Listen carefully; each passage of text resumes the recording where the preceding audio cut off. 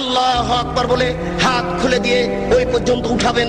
হাতের আঙ্গুল জমা জমা থাকবে, আঙ্গুলের মাথা আকাশমুখী থাকবে, আঙ্গুলের তালু পশ্চিমমুখী থাকবে।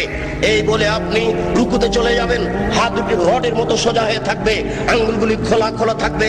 কোমর থেকে সামনের ওজন হাতের উপরে থাকবে, হাত দুটি রডের মতো সোজা হয়ে থাকবে। আপনার এই কোমর থেকে এই সামনের অংশ একেবারে সোজা হয়ে থাকবে। এই পিঠের লম্বা হাড়, মাথা উঁচুও হবে না, মাথা নিচুও হবে না। একাধিক সহিহ হাদিস আঙ্গুল খুলে খুলে রেখে আপনি বলবেন সুবহান রাব্বিয়াল আযীম। উঁচু আল্লাহর পবিত্রতা বর্ণনা করছি যতবার ইচ্ছে। 3 বারের হাদিস ঠিক নয়, 10 বারের হাদিস ঠিক নয়। নইলে আপনি বলতে পারেন সুবহানাকা আল্লাহুম্মা রাব্বানা ওয়া বিহামদিকা আল্লাহুম্মা গফিরলি। হে আল্লাহ, তোমার প্রশংসা সহকারে পবিত্রতা বর্ণনা করছি, দয়া করে তুমি আমাকে ক্ষমা করে দাও, যতবার ইচ্ছে। এরপরে যত দোয়া আছে আপনি বলতে পারেন সামি আল্লাহু লিমান হামিদা রাব্বানা লাকাল হামদ হামদান কাসীরান তাইয়িবান মুবারাকান ফি।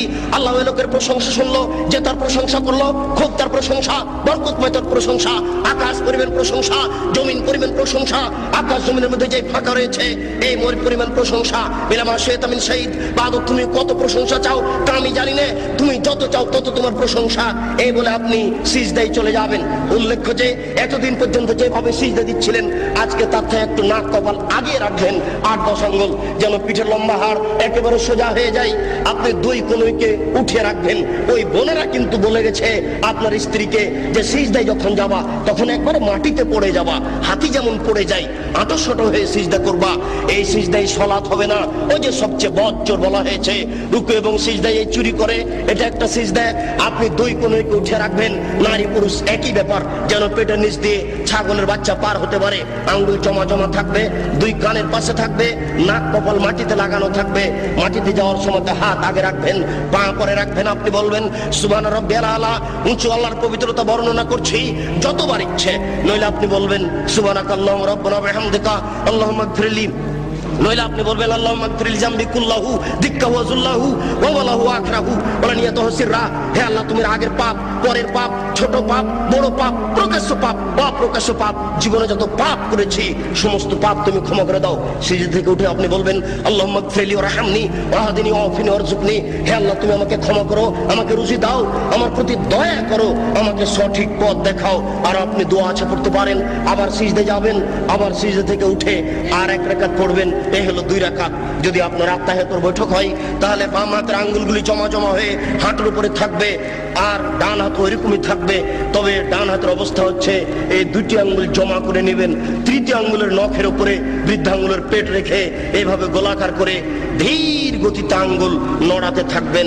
একবার আঙ্গুল উঠাতে হবে। এর প্রমাণে পৃথিবীতে কোনো ভুয়া হাদিসও নেই।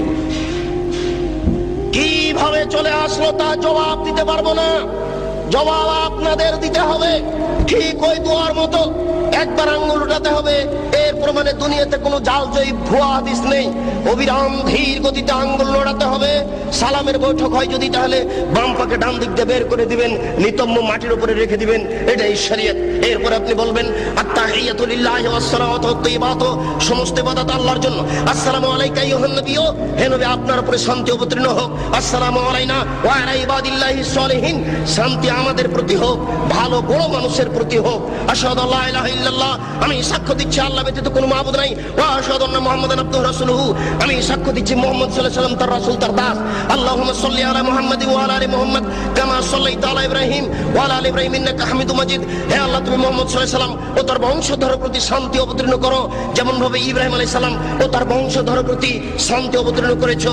তুমি প্রশংসনীয়, তুমি জ্ঞানী।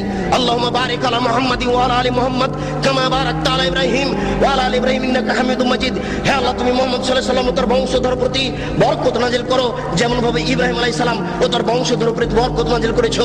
তুমি প্রশংসনীয়, তুমি জ্ঞানী।